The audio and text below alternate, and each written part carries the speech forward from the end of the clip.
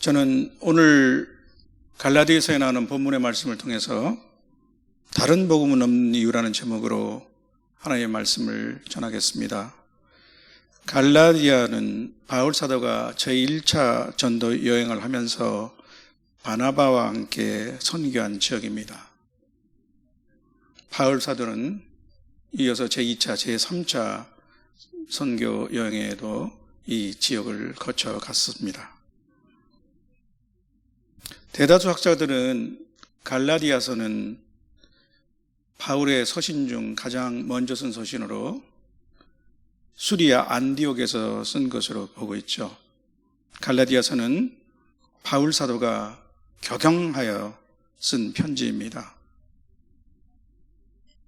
그 표현에서도 그렇지만 다른 서신서들과는 달리 편지 서두에 갈라디아 교회나 성도들에 대한 칭찬이나 격려가 없습니다.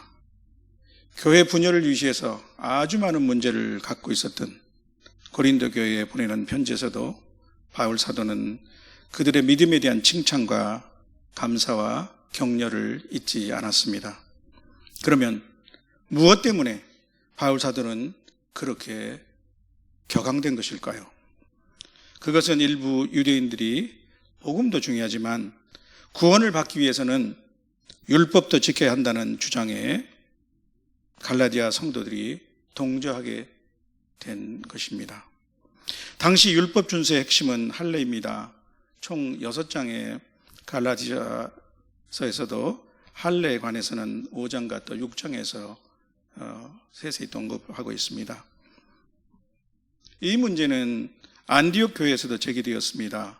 사도행전 15장을 보면 제1차 전도 여행이 막 끝난 후에 어떤 사람들이 유대로부터 내려와서 너희들이 할례를 받지 아니하면 구원을 받지 못한다라고 말했고, 이에 바울과 바나바는 이방인이 유대 율법을 지켜야 할 이유가 없다고 주장하면서 이들과 쟁론을 벌였습니다. 안디옥 교회는 그들을 교회 대표로 예루살렘에 보내서 사도들에게 이 문제에 대한 의견을 묻게 되었습니다. 일종의 유권 해석을 요청한 것이죠. 베드로와 예수님의 동생 야고보 등 사도들이 모였습니다. 교회사에서는 이를 예루살렘 회의라고 합니다. 예루살렘 교회의 사도들은 이방인 형제들이 우리 조상과 우리도 제대로 지키지 못하는 율법의 멍에를 지게 하는 것이 타당하지 않다. 또 그들이나 우리나 동일하게 주 예수의 은혜로 구원받는다는 것에 의견이 일치되었습니다. 그들은 다음의 취지로 공문을 만들어서 유다와 신라를 동행시키고 이것을 갈라디아와 그 주변의 교회에 보내기로 했습니다. 성령과 우리는 이 요긴한 것들 외에는 아무 짐도 너희에게 지우지 아니하는 것이 옳은 줄 알았노니 우상의 제물과 피와 목매어 죽인 것과 음행을 멀리할지니라. 이에 스스로 상가면 잘 될지니라 하는 내용이었습니다. 엄청나게 중요한 결정이었습니다. 유대교와 구별되는 기독교의 정체성이 확립되어 나가고 있는 셈이죠. 아직 신약 성경이 쓰여지기 전에 있었던 일임을 생각한다면 성령님의 특별한 인도하심으로만 가능한 일입니다. 혹시라도 예수님의 언행을 기록한 복음서에 예수님의 분명한 말씀이 있는데 그 말씀을 따르면 되지 않나요? 하시는 분이 계시다면 착각을 하신 것입니다. 예수님의 언행을 기획하는 사도들과 제자들은 있었지만 이때까지는 아직 복음서도 기록되지 않았을 때입니다. 복음서 중 가장 먼저 기록된 것으로 알려진 마가복음은 빨라야 50년대 중후반에 기록된 것으로 보고 있죠. 그런데 갈라디아서에서 바울 사도는 이 예루살렘 회의의 결정을 언급하지 않고 있습니다. 따라서 갈라디아서는 제1차 전도 여행 후 그리고 예루살렘 회의 전에 쓰여진 것으로 보는 것이죠. 이제 본문을 살펴보겠습니다. 바울 사도는 갈라디아 교회들이 그리스도의 은혜로 너희를 부르니 곧 하나님을 떠나 다른 복음으로 가버린 것을 놀랍고 안타깝게 여기고 있다고 말씀하고 있습니다. 그들이 다른 복음으로 갔다고 하는데 먼저 바울이 뜻하고 있는 복음은 무엇입니까? 복음은 복된 소리 또는 좋은 소식의 의미를 가진 그리스어 유앙겔리온을 번역한 것입니다. 그 핵심은 예수 그리스도의 대속의 죽음과 부활을 믿으면 구원을 얻게 된다는 것이죠. 바울 사도는 갈라디아서에서 명확하게 복음이 무엇인지는 정의하지 않고 있습니다. 오늘 우리 성도들이 잘 알고 있는 것과 같이 바울은 이미 그들에게 복음을 분명하게 전했을 뿐만 아니라 이미 많은 사람들이 이 예수를 믿고 구원을 받았기 때문일 것입니다. 그러나 바울 사도의 편지 어디를 읽어봐도 복음과 함께 오직 믿음으로 하나님 앞에 의로움을 얻게 된다는 이신 칭의의 교리가 울려 나옵니다. 본문 전에 4절에서도 그는 이렇게 말씀하고 있습니다. 그리스도께서 하나님 곧 우리 아버지의 뜻을 따라 이 악한 세대에서 우리를 건지시려고 우리 죄를 대속하기 위하여 자기 몸을 주셨으니, 또한 본문 6절에서는 다른 복음으로 가는 것을 그리스도의 은혜로 너희를 부르시니 곧 하나님을 떠나는 것으로 말씀하고 있습니다. 그가 전하는 복음은 하나님의 뜻에 의한 그리스도의 십자가 대속이며 그리스도의 은혜입니다. 이 복음은 사도 바울 이전에 이미 예수님의 제자들에 의하여 예루살렘에부터 폭발적으로 전파되었습니다. 3년간 예수님을 따라다니던 제자들은 예수님의 십자가 죽음 앞에서 뿔뿔이 흩어지고 도망갔습니다. 그러나 예수님의 부활과 승천을 목격하고 오순절날 성령 강림의 은혜를 체험한 후 그들은 죽음을 두려워하지 않는 증언자와 복음 전도자로 바뀌게 되었습니다. 그러나 여호와 하나님의 성민으로 잡혀온 유대인들에게는 그리스도의 복음을 전하는 사람들은 눈의 가시와 같은 존재가 되었습니다. 그들은 모세의 율법을 지킴으로써 의로워진다고 고집했습니다. 그들은 예수님이 하나님의 아들이라는 것을 용납할 수 없었고 그리스도가 저주받은 자처럼 나무에 달려 죽는다는 것도 인정할 수 없었습니다. 그래서 그들은 교회와 성도들에게 온갖 박해를 가했습니다. 그들 중 가장 열심히 했던 사람이 다메섹 회심 전에 사울로 불리웠던 바울입니다. 바울은 부활하신 예수 그리스도를 직접 만난 후 이제 가장 열정적으로 오직 그리스도의 십자가 복음을 전하며 또한 율법의 행위가 아닌 이신 칭의의 주창자가 되었던 것이죠. 그렇다면 다른 복음은 무엇입니까? 바울 사도에게 다른 복음은 형용모순과 같은 것입니다. 따뜻한 얼음이나 모난 원과 같이 그 자체로 성립할 수 없는 말이라는 것이죠. 7절에 보면 그래서 바울 사도는 이렇게 단정합니다. 다른 복음은 없나니 다만 어떤 사람들이 너희를 교란하여 그리스도의 복음을 변하게 하려 함이라. 그리스도 원문에 가장 가깝게 번역을 시도하는 새 한글 성경은 이렇게 번역하고 있습니다. 그 다른 복음이라는 것은 실제로는 존재하지 않습니다. 다만 몇몇 사람들이 여러분을 혼란에 빠뜨리려고 그리스도의 복음을 왜곡시키려 하고 있을 뿐입니다. 그런데 이들이 복음이라는 용어를 사용하는 것을 보면 복음을 완전히 부인하는 것 같지는 않습니다. 그 당시 복음에 대해서 여러 반응들이 있었습니다. 이 복음을 전면 부인하고 적대시하는 사람들이 있는가 하면 또 복음은 인정하되 율법의 전통도 준수해야 한다고 주장하는 사람들이 있었던 것이죠. 바울 사도가 복음을 왜곡시키려 한다는 사람들은 바로 이 두 번째 부류의 사람들입니다. 그들의 주장은 복음 플러스 알파입니다. 구원의 조건에 복음과 함께 율법의 행위를 더하는 것입니다. 복음을 완전히 부인하는 것이 아니며 특히 유대인들은 율법의 전통도 지키자는 것입니다. 조상 대대로 지켜온 율법을 무시하는 것은 안 되지 않느냐 하는 것이죠. 8, 9절에 보면 그러나 바울사들은 이러한 주장을 하는 자들에게 완강하게 말씀하고 있습니다. 다른 복음은 없다고 강조하고 있습니다. 심지어 우리나 혹은 하늘로부터 온 천사라도 우리가 너희에게 전한 복음 그리고 너희가 받은 것 외에 다른 복음을 전한다면 저주를 받을 것이라고 말씀하고 있습니다. 저는 오늘 바울 사도의 복음에 대한 강력한 호소에 부응하여 다른 복음 없는 이유를 3가지로 말씀드리고자 합니다. 첫째로 복음의 완전성입니다.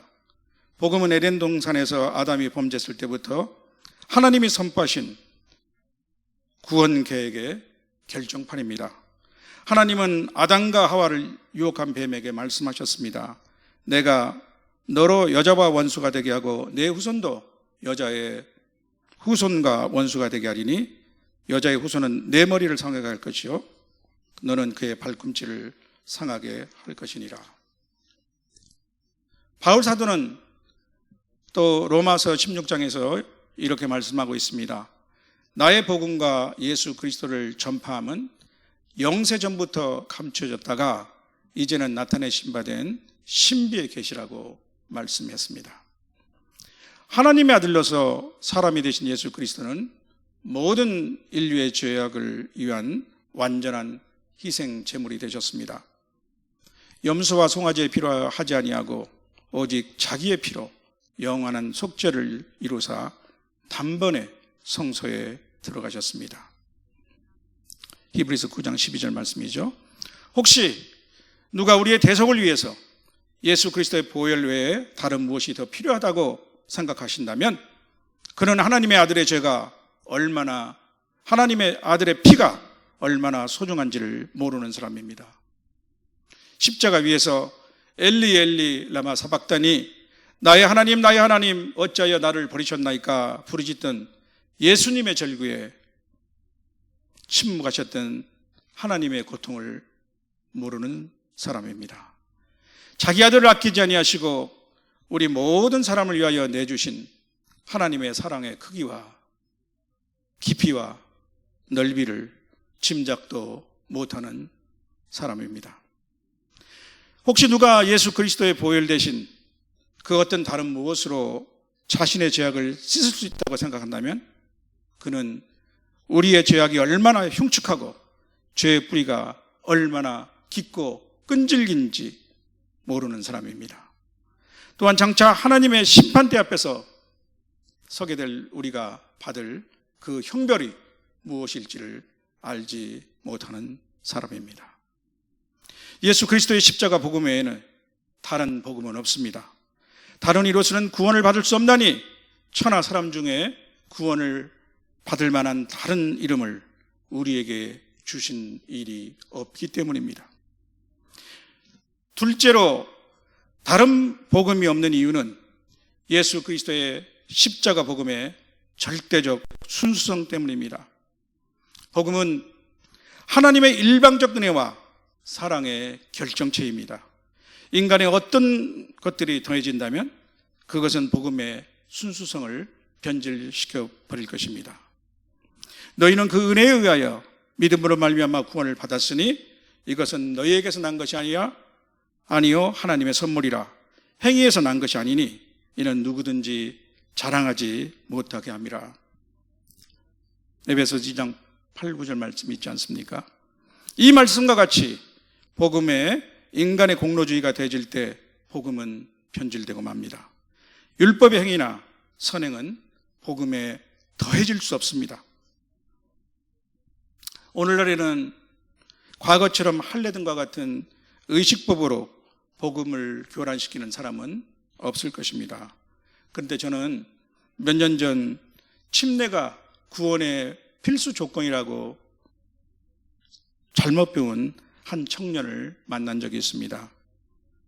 그래서 초대교회 때부터 믿고 세례를 받는 것은 마치 동전의 양면과 같기는 하지만, 그러나 정확히 말한다면 세례는, 침례는 구원의 조건이 아니라고 여러 성경 구절을 들어서 설명을 해 주었으나 그를 설득시킬 수는 없었습니다.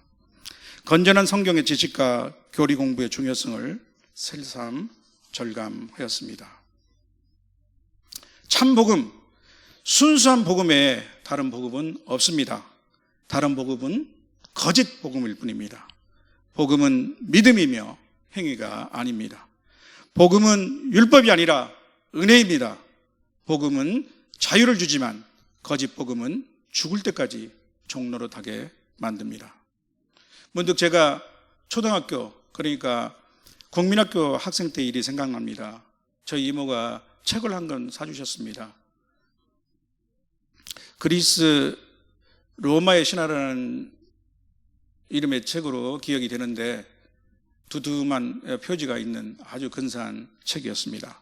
당연히 이 책을 잘 간직했다는 생각을 하게 됐죠. 저는 달력 종이를 구할 수 있으면 책 카버를 해야겠다 이렇게 생각을 했습니다. 그런데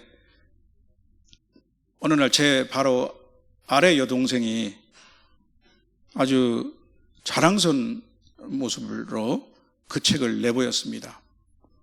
책 표지를 감싼 것은 좋았는데 신문지로 거기다 풀칠을 해가지고 책 표지가 그만 신문지 누더기가 되었습니다. 아마 애구이 멍텅구리 하면서도 많이도 야단을 쳤던 것 같습니다. 나중에 요거를 수석 입학하고 수석 졸업하고 서울대에 갔을 뿐만 아니라 예수님도 저희 이남 삼녀 형녀 중 제일 먼저 받았던 현명하기 짝이 없는 우리 여동생의 이야기입니다. 또 하나의 기억은 제가 주 모로코 대사로 근무하던 시절입니다. 세월이 빨라서 벌써 20년 조금 못 되는 세월이 흘렀네요. 어느 지방에서 국왕이 주최하는 행사에 참석 후에 늦은 점심이 제공되었습니다. 모두 시장하여 음식을 기다리는데 식탁에 빠에야가 올려졌습니다. 빠에야 아시죠? 빠엘라라고도 하는 노란 사프란 물이 든 밥 위에 온갖 해산물이 듬뿍 올린 스페인식 요리죠. 그런데 어떤 영문인지 제 옆자리에 이스라엘 랍비 복장을 한 사람이 앉았습니다. 모든 사람들은 허겁지겁 자기 접시에 음식을 올려놓는데 이 사람은 당황해서 어쩔 줄 모르는 기색이 역력했습니다. 그는 웨이터에게 자기한테는 코스 음식이 따로 준비된다고 했는데 어찌된 일이라고 말했지만 웨이터는 도무지 알아듣지 못하는 것 같았습니다. 그는 결국 자리를 떠났는데 저는 맛있는 음식을 먹는 내내 아직도 음식벽에 속박되어 있는 그 사람에 대한 민망한 마음을 지울 수가 없었습니다. 예수 그리스도의 십자가 복음 외에 다른 복음은 없는 세 번째 이유가 있습니다. 그것은 복음의 영원성입니다. 예수 그리스도는 죽으셨을 뿐만 아니라 부활하시고 승천하셨습니다. 지금은 하나님 보좌 우편에서 우리를 위한 영원한 중보자로 우리를 위해 간구하시는 분이십니다. 하나님은 또한 모든 믿는 자에게 성령을 보내주셨습니다. 바울 사도는 에베소서에서 그 안에서, 즉 곧 이 땅에 오신 그리스도 안에서 너희도 진리의 말씀, 곧 너희의 구원의 복음을 듣고 그 안에서 또한 믿어 약속의 성령으로 인치심을 받았다고 말씀하셨습니다. 에베소서 1장 13절입니다. 요한 사도는 또한 이렇게 말씀하셨습니다. 너희는 주께 받은 바 기름 부음이 너희 안에 거하나니 아무도 너희를 가르칠 필요가 없고 오직 그의 기름 부음이 모든 것을 너희에게 가르치며 또 참되고 거짓이 없으니 너희를 가르친 그대로 주 안에 거하라. 초대교회에서부터 나타났던 영지주의자들이나 또 지금도 어떤 이단들이 주장하는 것 같이 어떤 새로운 특별한 하나님의 계시나 지식이 어떤 특정한 사람이나 집단에게만 임한한 일은 결탄코 없습니다. 하나님의 형상이신 그리스도, 그의 영광의 복음의 광채는 이미 비추어졌습니다. 이 빛을 보지 못하는 자가 있다면 이 세상의 신이 마음을 혼미케 한 믿지 않는 자들일 뿐입니다. 예수 그리스도는 어제나 오늘이나 영원토록 동일하십니다. 예수님이 심판주로 다시 오실 때까지 십자가 복음은 영원합니다. 새로운 복음은 없습니다. 영원한 복음, 이것이 앞으로도 다른 복음은 없는 이유입니다. 사랑하는 성도 여러분, 이제 오늘 말씀을 정리하겠습니다. 바울 사도가 단호히 외쳤던 대로 다른 복음은 없습니다. 저는 그 이유를 세 가지로 설명드렸습니다. 복음의 완전성, 절대적 순수성, 그리고 불변의 영구성이 그것입니다. 현재 우리는 급변의 시대를 살고 있습니다. 우리의 가치관이나 세계관도 변화되고 있습니다. 지금 시대는 온갖 지식이 난무하면서 진리의 절대성이 쉽게 부정되고 있는 시대입니다. 소위 포스트 모더니즘이라고 그러죠. 그러나 불변의 진리가 있습니다. 하나님이 영원하시며 모든 인류는 죄 용서함 받아야, 그리고 구원받아야 할 존재입니다. 한 번 죽는 것은 사람에게 정해진 것이요 그 후에는 심판이 있으리니, 이와 같이 그리스도도 많은 사람의 죄를 담당하시려고 단번에 들이심받으셨고 구원에 이르게 하기 위하여 죄와 상관없이 자기를 바라는 자들에게 두 번째 나타나시리라. 이렇게 성경은 말씀하고 있지 않습니까? 다른 복음은 없습니다. 그래서 너는 말씀을 전파하라. 때를 얻든지 못 얻든지 항상 힘쓰라. 범사에 오래 참음과 가르침으로 경책하며 경계하며 권하라. 디모데후서 4장 2절의 말씀입니다. 오늘도 내일도 복음 전파를 위해 힘쓰고 기도하는 저와 여러분이 되시길 주님의 이름으로 축원합니다.